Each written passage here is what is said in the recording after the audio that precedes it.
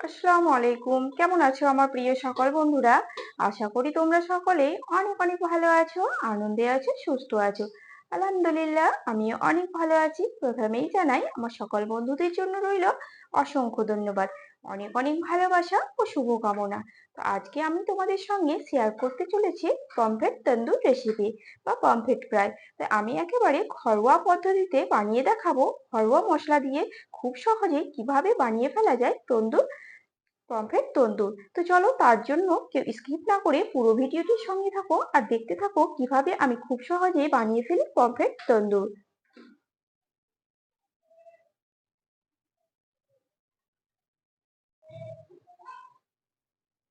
তার জন্য কিন্তু এখানে আমি নিয়ে নিয়েছি 5 পিস পমফ্রেট। দেখতেই পাচ্ছ পমফ্রেট গুলো কিন্তু অনেকটাই বড় সাইজ।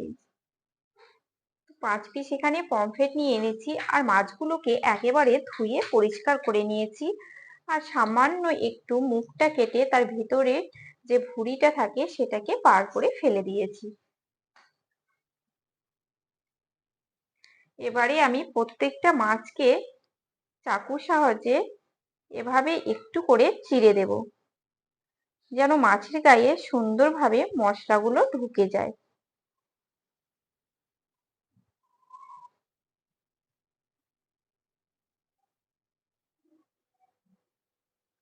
দেখো আমি কিন্তু মাছগুলোকে এভাবে অল্প অল্প করে চিড়ে দেব, তাতে করে মাছের ভিতরে এপিঠ ওপিঠ আমি কিন্তু দুটাকে দিয়ে দেব।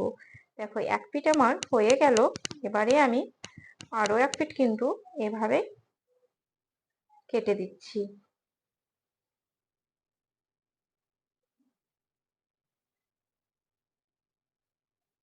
তো একটা মাছ কিন্তু কাটা হয়ে গেল, দেখতেই পাচ্ছ। এভাবে কিন্তু আমি দেখো মাছটাকে, মাছের গাটাকে কেটে দিয়েছি। আরো একটা মাছ আমি এভাবেই কিন্তু কেটে নেব।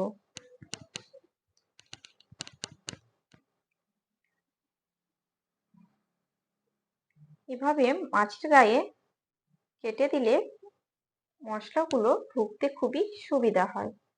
সেই কারণে আমি এভাবে কিন্তু মাছের গাটাকে সুন্দরভাবে চিড়ে দিচ্ছি।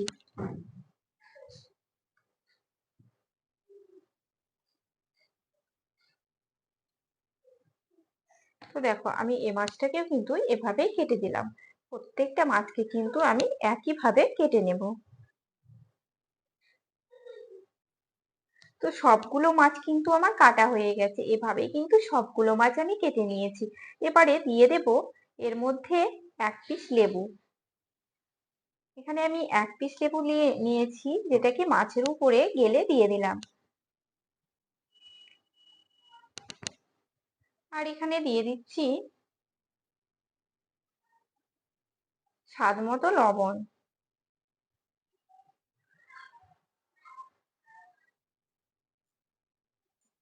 তারপর এখানে দিয়ে দেব পরিমাণ মতো হলুদ। তারপরে ভালোভাবে মাছের গায়ে হলুদ, লবণ আর লেবুটাকে মাখিয়ে নেব।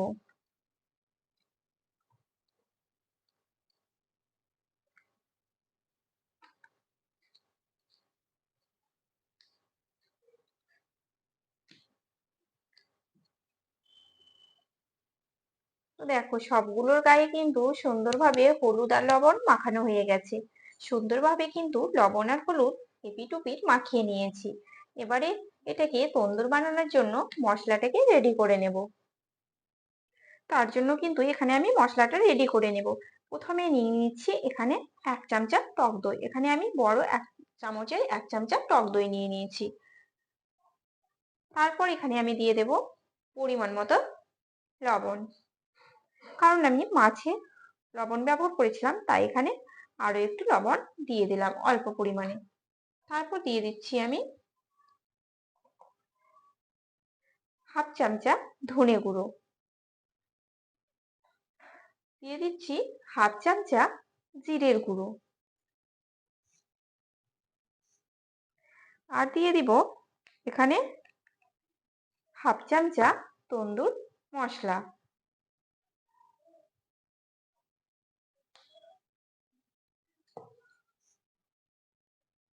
তারপর এখানে আমি দিয়ে দিচ্ছি পরিমাণ মতো হলুদের গুঁড়ো। তো সবগুলো উপকরণ কিন্তু আমার দেওয়া হয়ে গেল। এবারে আমি দিয়ে দেব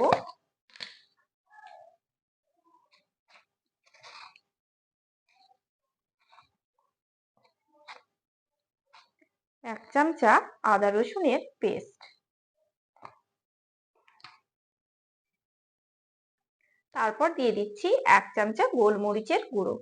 তোমরা যারা ঝাল খেতে পছন্দ করো তোমরা চাইলে এখানে লাল লঙ্কার গুঁড়ো ব্যবহার করতে পারো বা কাঁচা লঙ্কা বেটে ব্যবহার করতে পারো। আমি কিন্তু লাল লঙ্কার ব্যবহার করি না কোনো রান্নায়, সেই কারণে এখানে আমি দিয়ে দিলাম গোলমরিচ। এটাকে আমি গোলমরিচ দিয়ে ঝাল করে নেব। তারপর আমি এখানে দিয়ে দিচ্ছি 1 চামচা পেঁয়াজ বাটা।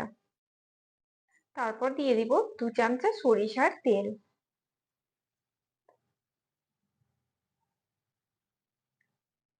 এখানে 2 চামচা সরিষার তেল দিয়ে দিলাম। তারপর সবকিছু উপকরণ দিয়ে ভালোভাবে পেস্টটাকে মাখিয়ে নেব।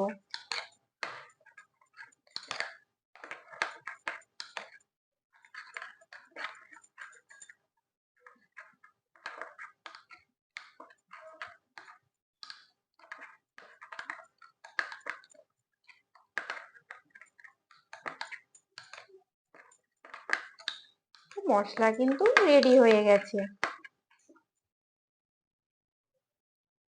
এবারে আমি রেডি করা মশলাটাকে মাছের মধ্যে দিয়ে দিচ্ছি। দেখো সব মাছের মধ্যে কিন্তু আমি মশলাগুলোকে এভাবেই দিয়ে দিলাম। আর সুন্দরভাবে মাছের গায়ে মশলাগুলোকে এপিট ওপিট করে লাগিয়ে নিতে হবে।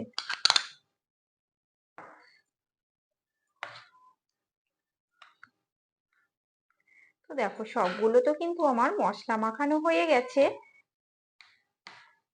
এবারে এটাকে আমি 1 ঘন্টার জন্য রেস্টে রেখে দেব। তোমরা চাইলে কিন্তু এভাবে আগের দিন এটাকে ম্যারিনেট করে ফ্রিজে রেখে দিতে পারো। তো এখানে 2 ঘন্টা ম্যারিনেট করার পর রেস্টে রাখার পর আমি চলে এলাম। এখানে আমি বসে দিয়েছি চাটু তাওয়া। এখানে দিয়ে দিচ্ছি তেল। এখানে সরিষার তেল দিয়ে দিলাম। দেখো এখানে কিন্তু আমি সরিষার তেল দিয়ে দিয়েছি, তাওয়াটা কিন্তু গরম হয়ে গেছে। আর দিয়ে দিচ্ছি সঙ্গে 1 চামচা বাটার। কারণ হচ্ছে যে তেল শুধু বাটার দিলে বাটারটা কিন্তু পুড়ে যায় আর গায়ে লেগে লেগে যায়, সেই কারণে আমি তেল আর বাটার একসঙ্গে দিয়ে দিলাম। তো তেল আর বাটারটাকে ভালোভাবে গরম করে নেব। তো তেল আর বাটার দেওয়ার পর আমি কিন্তু ভালোভাবে চাটুটাকে গরম করে নিয়েছি। তেলটা খুব সুন্দরভাবে গরম হয়ে গেছে। এবারে এখানে আমি মাছগুলোকে ছেড়ে ছেড়ে দিয়ে দেবো। এখন কিন্তু কোনো মশলা আমি দেব না, ওর মধ্যে যে মশলা মাখাটা ছিল সেটা দেব না, শুধুমাত্র মাছটাকে আমি ছেড়ে ছেড়ে দিয়ে দিচ্ছি।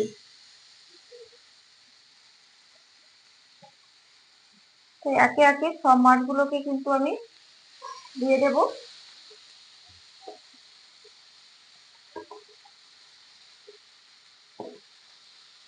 এখানে আমার তাওয়াটা কিন্তু অনেকটাই বড় বলে কিন্তু সব মাছগুলো একসঙ্গে দেওয়া হয়ে যাবে। তাই এখানে আমি সব মাছগুলোকে দেখো একসঙ্গে কিন্তু দিয়ে দিচ্ছি।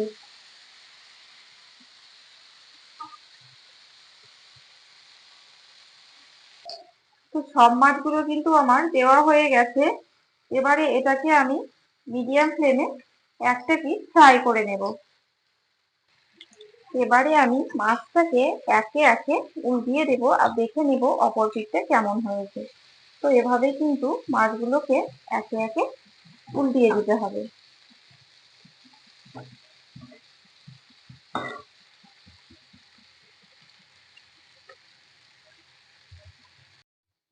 তো মাছগুলোকে কিন্তু সব আমি উল্টিয়ে দিয়েছি। এবারে যে মশলাটা আছে সেই মশলাটা মাছের গায়ে গায়ে এভাবে কিন্তু ব্রাশ করে দিতে হবে। প্রত্যেকটা মাছের গায়ে দেখো আমি কিন্তু মশলাগুলোকে সুন্দরভাবে ব্রাশ করে দিচ্ছি। এই মশলাটা আগে দিলে কি হবে, মশলাটা কিন্তু পড়ে যাবে। তার জন্য মাছটাকে একটু ফ্রাই করে নিয়ে এই মশলাটা দিয়ে দিতে হবে।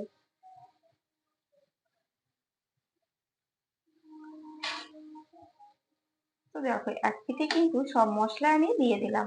এই পিঠটা উল্টিয়ে অপর পিঠে কিন্তু আবারও মশলা দিয়ে দেবো এভাবে ব্রাশ করে। তো সবগুলোকে কিন্তু আমি আরো একবার উল্টিয়ে দিচ্ছি। দেখো এভাবে কিন্তু আরো একবার সবগুলোকে উল্টিয়ে দেবো। তো আমি আরো একবার মশলাগুলোকে এভাবে কিন্তু ব্রাশ করে দিচ্ছি ওপরে।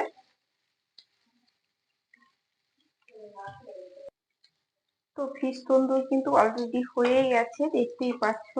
এপিঠ ওপিঠ কিন্তু সুন্দরভাবে পুড়ে গেছে, মানে হয়ে গেছে। এবারে এগুলোকে আমি তুলে নেব।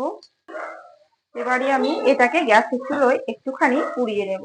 তার জন্য কিন্তু আমি হাই ফ্লেম দিয়ে দিয়েছি, আর অল্প একটু ঘুরিয়ে ঘুরিয়ে এভাবেই কিন্তু তাপটা দিয়ে দিব। তাতে করে ফ্লেভারটা খুব সুন্দর আসবে, আর খেতে কিন্তু ভীষণই ভালো লাগবে।